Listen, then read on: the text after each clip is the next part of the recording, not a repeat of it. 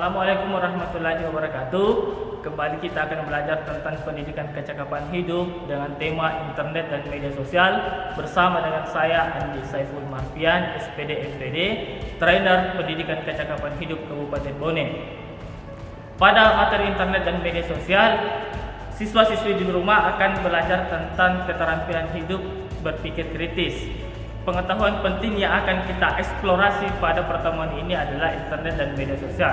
Adapun tujuan pembelajaran pada internet dan media sosial ini ada 3. Pertama, siswa-siswi di rumah mengetahui dampak negatif dan dampak positif penggunaan internet dan sosial media. Yang kedua, siswa-siswi di rumah mengetahui dan mampu menjaga keamanan saat bermedia sosial. Yang ketiga, siswa mempertanyakan kebenaran informasi yang diterima pada saat mengakses internet dan media sosial. Siswa-siswi sekalian di rumah, penggunaan internet melalui handphone itu sudah menjadi hal yang lumrah bagi siswa-siswi sekalian, karena orang yang mengakses di internet tidak hanya pada batasan-batasan kota, tetapi internet hari ini juga mampu diakses di daerah-daerah pelosok sekalipun, sehingga hampir semua kehidupan sehari-hari kita menyentuh pada aspek internet dan media sosial. Apalagi dengan kondisi dan situasi pandemi COVID-19 hari ini, hampir seluruh aktivitas kita menggunakan internet dan media sosial. Dengan pertemuan-pertemuan yang kita laksanakan, pembelajaran di kelas yang kita laksanakan, silaturahmi, bahkan hampir sebagian besar aktivitas-aktivitas yang kita jalani, baik yang dijalani oleh siswa-siswi yang ada di rumah dan dimanapun berada, maupun aktivitas-aktivitas yang lain yang dijalani oleh hampir seluruh umat manusia melalui internet dan media sosial. Karena adanya pandemi COVID-19 ini membuat batasan-batasan, kita dipaksa untuk melakukan physical distancing, menjaga jarak, kemudian menetapkan protokol-protokol kesehatan di dalam diri kita untuk menjaga diri kita, menjaga lingkungan kita, dan menjaga sosial kehidupan kita. Siswa-siswa di rumah dan dimanapun berada, pada momentum ini ada beberapa informasi-informasi penting yang berkaitan dengan internet dan media sosial yang penting untuk saya sampaikan. Yang pertama, pengguna internet di Indonesia itu sudah mencapai di angka 150 juta orang, atau sekitar 56% dari total populasi manusia di Indonesia. Dan hampir 130 juta orang di Indonesia menggunakan dan mengakses internet dan media sosial itu melalui mobile phone atau handphone, atau dengan kita sering sebut dengan telepon genggam. Antara Januari 2018 sampai Januari 2019 ada sekitar 17 juta orang yang mengakses internet. Artinya bahwa hampir 79% orang membuka dan mengakses internet setiap harinya.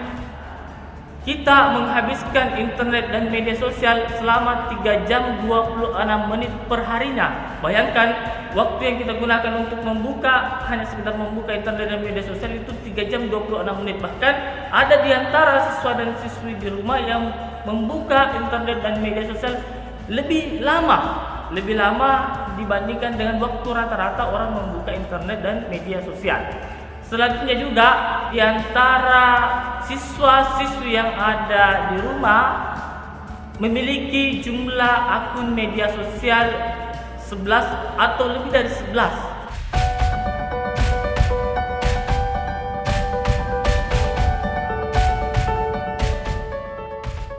Siswa-siswi yang ada di rumah, selanjutnya kita akan mengetahui dan melihat apa sih keuntungan dan kekurangan atau dampak negatif dan dampak positif dari penggunaan sosial media. Karena suka atau tidak suka, mau tidak mau, penggunaan sosial media akan berdampak bagi kehidupan kita, baik secara individu, kelompok, maupun kehidupan kita secara sosial. Yang kedua, juga kita harus melihat dari sisi dampaknya. Apakah penggunaan sosial media sosial media itu berdampak jangka pendek dari sisi positif atau negatifnya, dari aspek jangka panjangnya apakah dia berdampak negatif atau berdampak positif, itu yang harus kita lihat. Yang pertama, kita akan melihat apa sih keuntungan penggunaan internet dan media sosial. Yang pertama, karena adanya internet dan media sosial itu menjaga keterhubungan kita dengan teman-teman kita, apalagi dengan situasi pandemi COVID-19. Secara otomatis kita tidak akan bertemu dan bertatap muka secara langsung dengan teman-teman kita yang ada di rumah karena persoalan physical distancing, menjaga jarak. Yang kedua, memang di hampir sebagian besar sekolah-sekolah itu diliburkan dan diganti dengan belajar di rumah. Yang kedua, walaupun kita tetap di rumah saja, kita tidak ketinggalan berita-berita terbaru. Artinya hampir setiap saat kita bisa mengakses dan melihat apa yang menjadi berita-berita terbaru dan terhangat, baik yang disajikan di media sosial maupun disajikan di media-media mainstream seperti televisi dan media online. Yang ketiga, kita mendapatkan informasi yang lebih akurat. Nanti juga kita akan melihat seperti apa cara untuk meng-cross check informasi dan berita-berita hoax pada sesi selanjutnya. Yang ketiga, yang keempat maksud saya itu bisa kita gunakan untuk bersenang-senang, dan selanjutnya bisa kita gunakan untuk bersantai. Selanjutnya juga kita bisa untuk mengatasi kebosanan kita.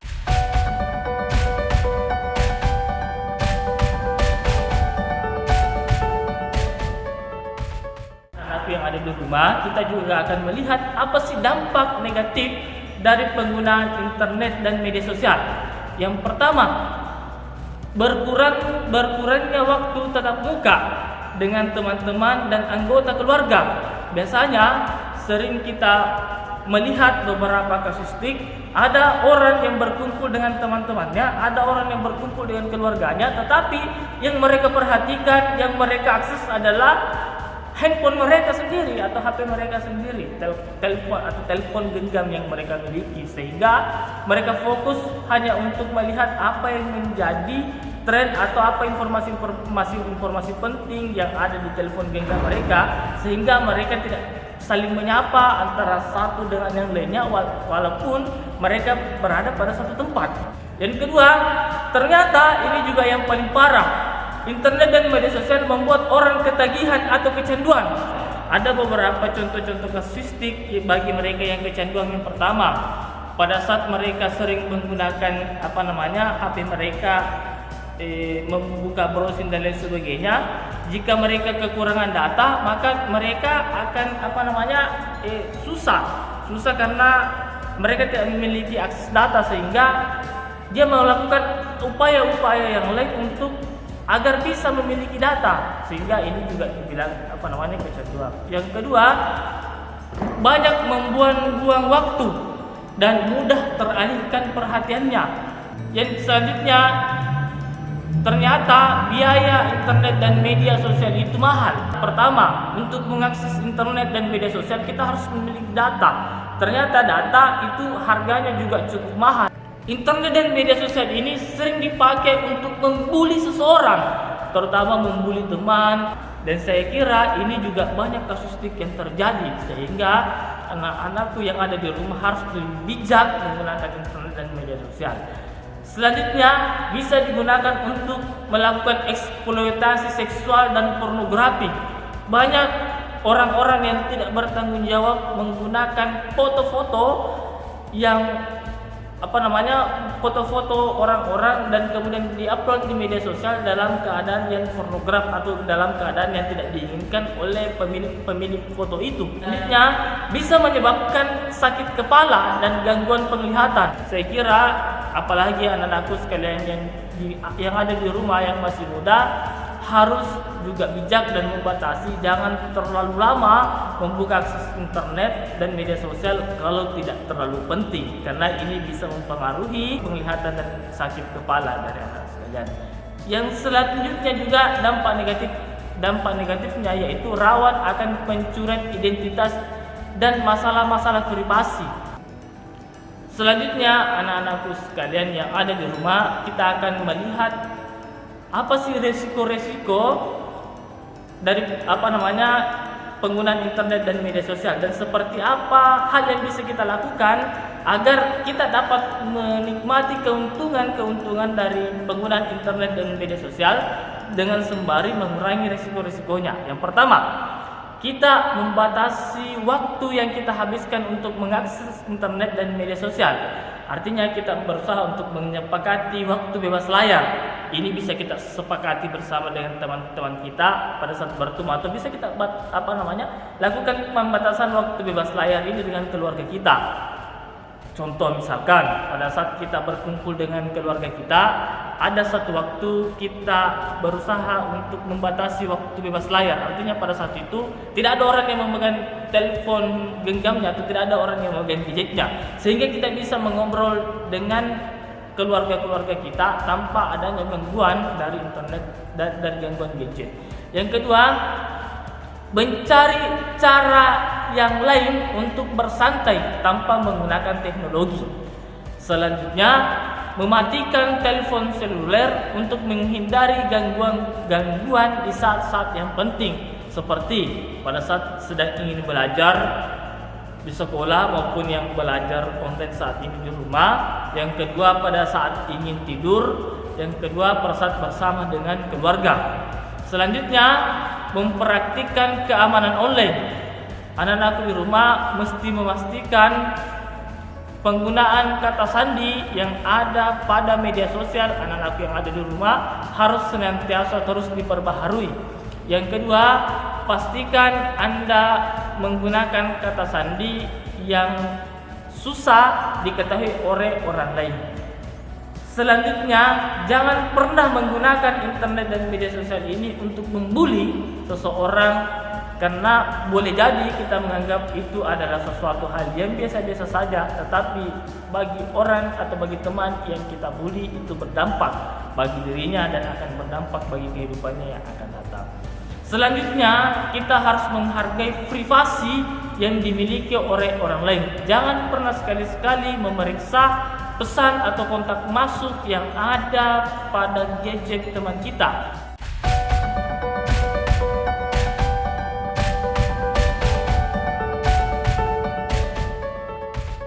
Ada beberapa kiat-kiat yang bisa kita lakukan untuk menjaga keamanan saat melakukan menggunakan internet dan media sosial. Yang pertama, pastikan kamu memperbaharui pengaturan privasi media sosial yang kamu miliki. Yang kedua, jangan pernah berteman dan menambahkan orang yang tidak kamu kenal dengan baik di dunia yang nyata. Yang ketiga, pikirkan baik-baik sebelum bertemu langsung dengan orang yang kamu kenal di media sosial. Apalagi bertemu tanpa didampingi oleh orang tua atau guru atau teman yang kamu anggap bisa mendampingi untuk bertemu dengan mereka. Yang keempat, blok siapapun yang mengirimkan pesan-pesan yang tidak berkenan atau tidak sopan, dan laporkan pesan-pesan tersebut kepada pemilik sosial media seperti Instagram, WhatsApp, dan Facebook. Yang kelima, jangan pernah membagikan foto-foto di sosial media jika kamu tidak ingin orang lain melihat foto tersebut. Yang keenam, jangan pernah membagikan kata sandi sosial mediamu atau meminta kata sandi sosial media teman sendiri. Selanjutnya, jangan pernah membagikan hal-hal yang sifatnya pribadi, termasuk nomor rekening yang kamu miliki secara online. Selanjutnya, jangan pernah mengirimkan uang kepada orang yang kamu kenal dan temui secara online. Selanjutnya, pikirkan baik-baik apa yang akan kamu pasang di media sosial, baik bersifat foto ataupun tulisan. Selanjutnya, selalu keluar di akun sosial media milik kamu setelah kamu menggunakan. Selanjutnya, jangan pernah menggunakan telepon seluler di situasi-situasi yang berbahaya, seperti saat berjalan di jalan raya. Selanjutnya, laporkan masalah-masalah apapun yang kamu alami di media sosial kepada orang dewasa atau kepada guru yang ada ataupun orang tua yang ada di rumah.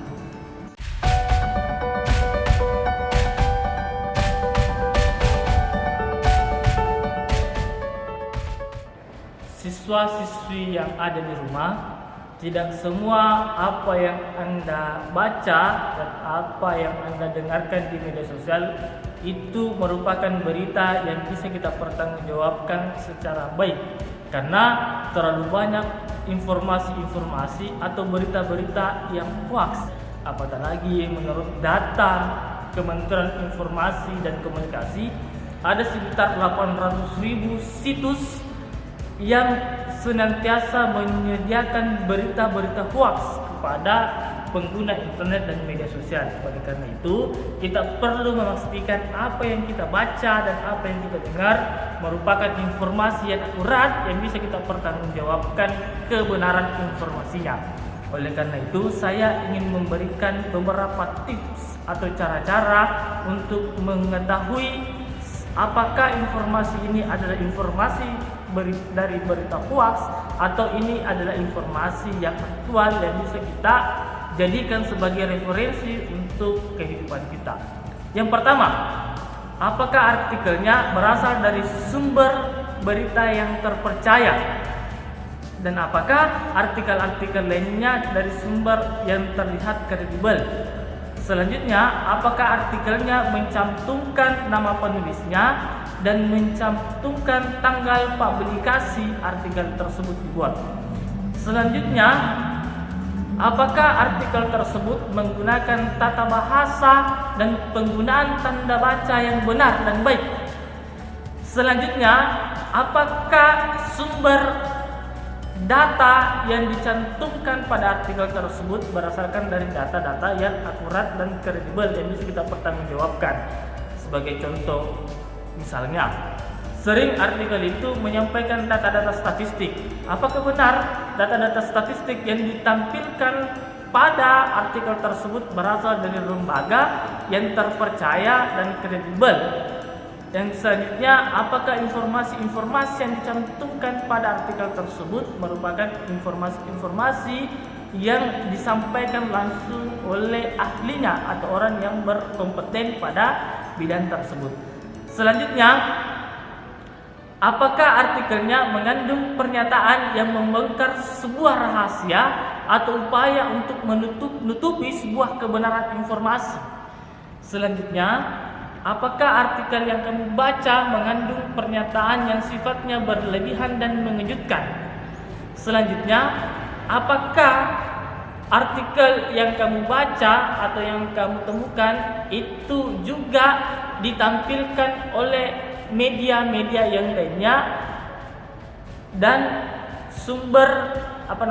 dan ditampilkan di berbagai sumber, misalkan sumber media.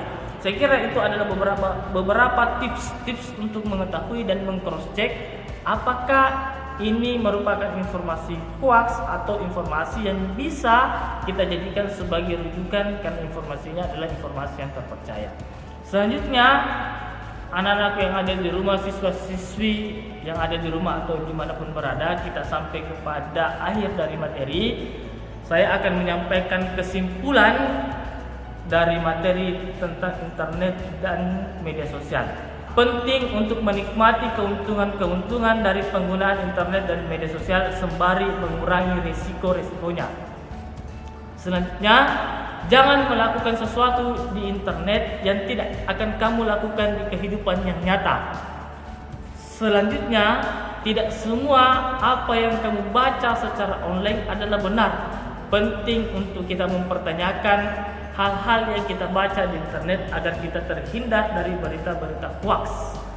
Saya kira itu pertemuan kita. Sekian, Assalamualaikum warahmatullahi wabarakatuh.